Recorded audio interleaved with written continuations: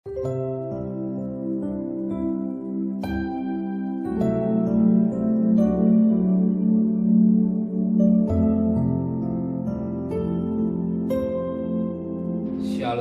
pagi, mari sama-sama tundukkan kepala, pejamkan mata sejenak. Tiada kata yang manis selain ucapan syukur pada Bapa di surga. Semua karena kasih karunia-Mu yang limpah dalam hidup ini. Maka pagi ini kami boleh mencari kerajaan Allah dan kebenarannya. Dan kami percaya selebihnya bicara makan ini siakan berkah dan kasih. Bicara makan ini cari bangsa-bangsa yang tenang. Tapi Bapa suka melakukan. Maka kami mengadakan mesbah, keluarga mesbah. Kami menaikkan pujian penyembahan pada Bapa di surga. Dan kami rindu juga mendengarkan firman-Mu. Roh Kudus menyucikan hati dan pikiran kami. Dan kami juga menaikkan doa. Shalom pagi. Mari sama-sama kita akan membaca firman Tuhan.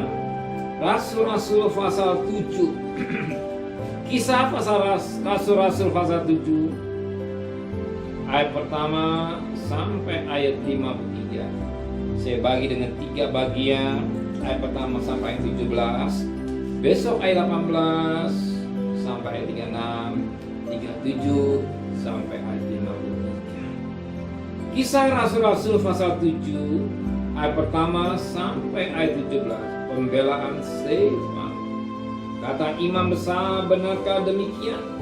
Jawab Stefanus, hai saudara dan bapak-bapak, dengarkanlah, Allah yang maha mulia telah menampakkan dirinya kepada bapa leluhur kita Abraham ketika ia masih di Mesopotamia sebelum ia menetap di Haran, dan berfirman kepadanya, keluarlah dari negerimu, dari sanak saudaramu, dan pergilah ke negeri yang akan kutunjukkan kepadamu.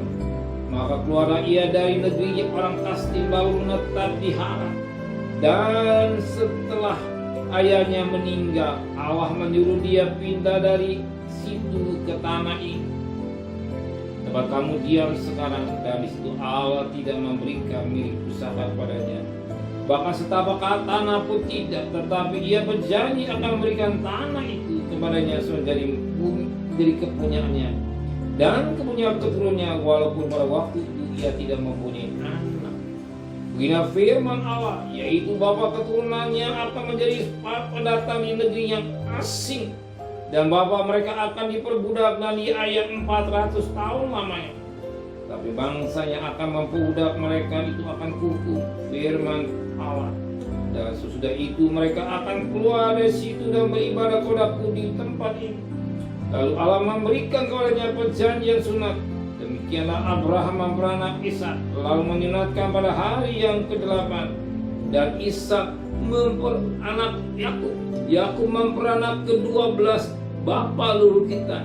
Karena iri hati bapa-bapa leluhur kita menjual Yusuf ke tanah Mesir, tetapi Allah menyertai dia dan melepaskan dari segala penindasan serta menganiakan kepadanya kasih karunia dan hikmat ketika ia menghadap Firaun raja Mesir.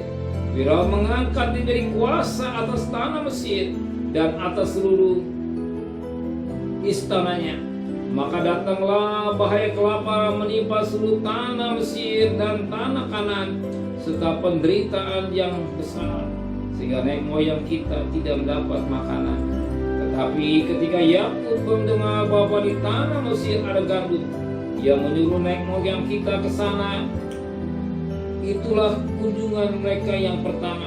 Pada kunjungan mereka yang kedua, Yusuf memperkenalkan dirinya kepada saudara-saudaranya.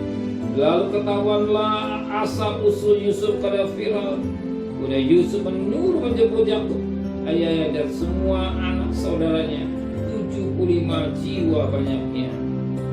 Lalu pergilah Yakub ke tanah Mesir. Di situ ia meninggal, ia dan nenek moyang kita. Mayat mereka dipindahkan ke Sikem dan diletakkan di dalam kuburan yang telah diberi Abraham dengan sejumlah uang perak dari anak-anak Hemor di Sikem. Ayat 17 yang terakhir. Tapi makin dekat genapnya janji yang diberikan Allah pada Abraham, Maka bertambah banyaklah bangsa itu di Mesir. Puji Tuhan. Suatu perkataan yang disampaikan Stefanus. Bagaimana Allah memanggil Abraham dari Mesopotamia itu dan menetapi Haran dan firman Allah pada ayat yang ke-9 sekali 9. Karena iri hati bapak-bapak leluhur kita menjual ke tanah Mesir, tetapi Allah menyertai. Karena iri hati. Betapa penting kita memperhatikan hidup dengan baik. Betapa penting menjaga hati kita dengan baik. Sebab sumber segala hal yang gak baik dari Allah. Ternyata apakah kita kena iri hati dari kakak-kakaknya Yusuf. Karena iri hati kakak-kakaknya Yusuf dijual jadikan budak. Bayangkan, kakak biasa sayang pada adik, tapi tega kakak menjual adiknya karena iri. Maka pagi hari berdoa kepada Tuhan, mohon jaga hati kita daripada iri. Jaga hati kita dari perkara yang tidak baik. Di sema pagi ini, iri hati. Sering terjadi peristiwa-peristiwa yang tidak perlu terjadi, tetapi terjadi karena iri hati. Mestinya tidak terjadi, tetapi terjadi. Kenapa? Karena iri hati. Mesti damai sejahtera, tapi yang ada hati yang gelisah, hati yang kecil karena iri hati. Berapa banyak kehidupan manusia karena iri hati. Dan bagi kita anak-anak Tuhan, punya hati yang bersih, hati yang bersyukur dengan apa yang Tuhan berikan itu. Amin. Mari sama-sama kita pejamkan mata sejenak, menteraikan firman hati kami, kembalikan besok pagi tubuh yang sehat dengan tidak kurang satu apapun.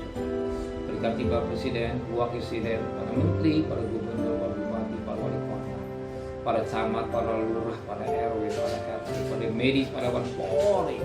Berikan mereka hikmat yang dari surga, istimewa terimalah berkat nikmat dari Allah Bapa, cinta kasih sayang dari Tuhan Yesus, dan berkat Roh Kudus menyertai saudara mulai hari ini sampai malam nanti. Tuhan Yesus datang. Yang cinta Dia katakan amin.